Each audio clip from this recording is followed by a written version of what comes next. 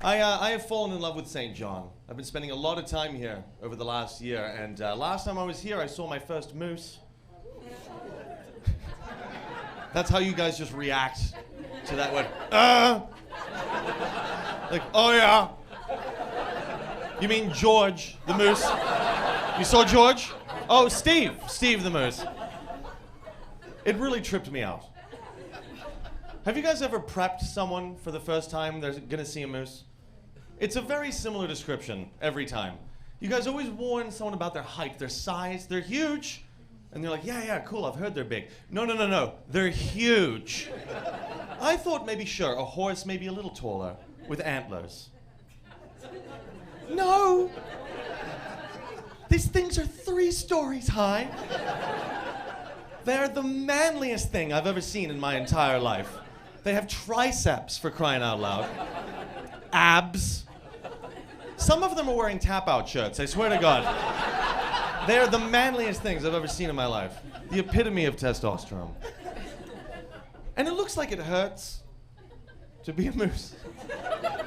It looks painful. It looks like someone injected their face with testosterone and they are now exploding out of themselves, just like there's too much face for frame, like it's coming out like a Picasso. The nose of an 80-year-old alcoholic man. And that second face.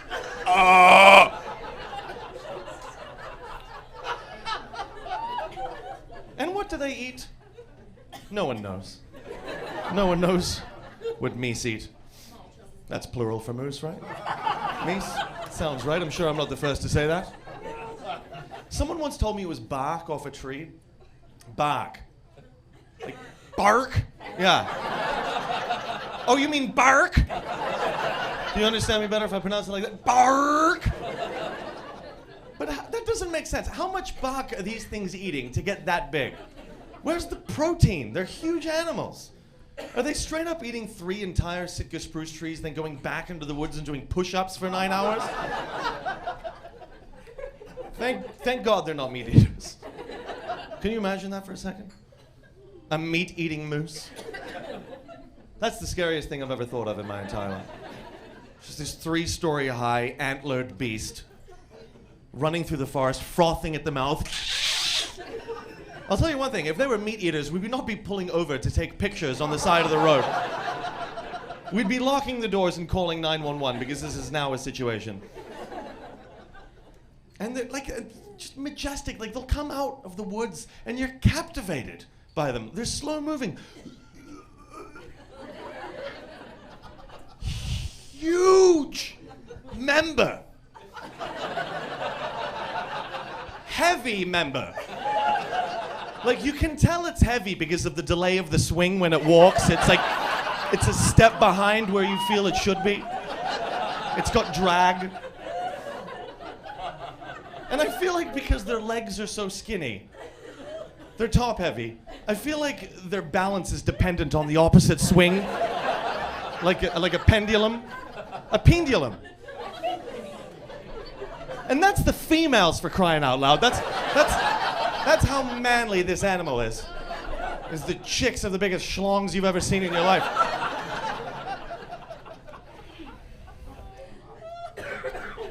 That took a lot out of me.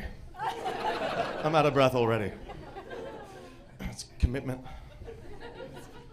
You know, I was in Northern Ontario. It's really interesting to see the different signs for wildlife. Because even within the same province, they can be dramatically different from one end to the other.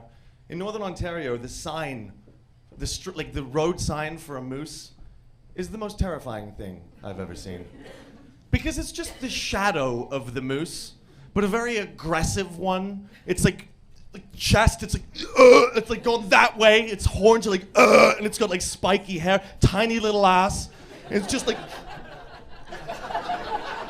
charging that way. And its eyes are lit up. Like it's a shadow, a silhouette, but glowing eyes. And it doesn't say anything on the sign except night danger. That's all it says. If you're not from a country that you recognize what that silhouette is supposed to be, It looks like a sign warning you for a terrifying creature called night danger that is lurking in the woods. It sounds like a Bond villain. I wouldn't go in there if I were you. Night danger was spotted in there last night. Night danger isn't known to be very forgiving.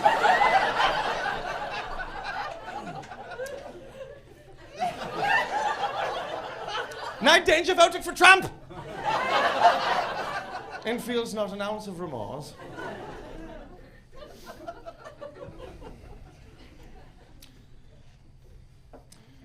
That's all I got. It's closed after 10 minutes. Not even. You know, I moved to Canada at such an age in my life that I don't know at this point what is Australian lingo and what is just kiddie talk. Do you know what I mean? Because like my whole life, my dad always called going to bed Jam Nigh Nigh. And I'm not sure at this point in my adult life if that's an actual Australian term for going to bed, or if that's just what he said to me because I was a child. Like, I don't know if there's grown men walking the streets of Sydney right now going, "Oh, Sterling, that was a rough day at work, mate. I'm bloody exhausted. I think I'm gonna go straight home and go Jam Nigh Nigh. Time for Jimmy Jammy, Sterling." Or if you see something attractive, like a nice sunset, that's gorgy gumdrops. How Australian does that sound? "Oh, that's gorgy gumdrops." "Oh, did you see Stacey tonight? She's looking gorgy gumdrops." Or a good meal, that's delishy McGrishy. Going to the toilet, that's poopy bum bottom. One time my friend Rob fell asleep on the toilet. He went poopy bum nigh nigh. He went Jam bum bottom, and that's a true story, ladies and gentlemen. He fell into the bath when he woke up. He did. Because he fell asleep, and his legs fell asleep. And then he woke up in a panic, and he tried to get up and run out, and his legs were asleep, so he just fell over into the tub. Face down, ass up. That's the way he liked it. Never mind.